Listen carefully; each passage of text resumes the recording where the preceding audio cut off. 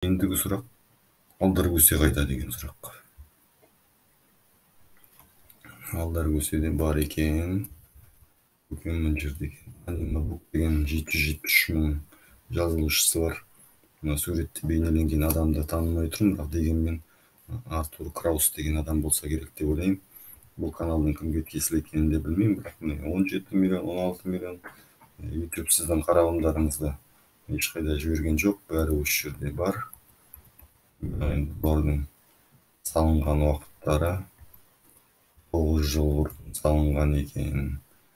Міне YouTube 9 жыл бұрын салынған контентпен YouTube'та ақша табуға бола ма деген сұрақтың жауабын осы арна берейін деп тұрған сияқты. 2022 жылы алдар көсе тәтем $143 мың пайда келіпті иесіне.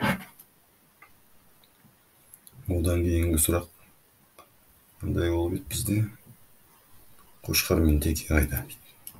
Қошқар мен теке мына жерде, отырарды қорғау, 3 миллионға жақын, Түркістан, қаншама контент,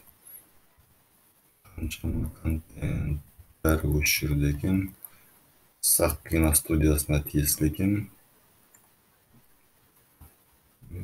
112 мың ғана жазылушысы бар екен. Ал бұл Қошқар мен теке биыл қанша пайда келді екен? $117 мың пайда келген екен.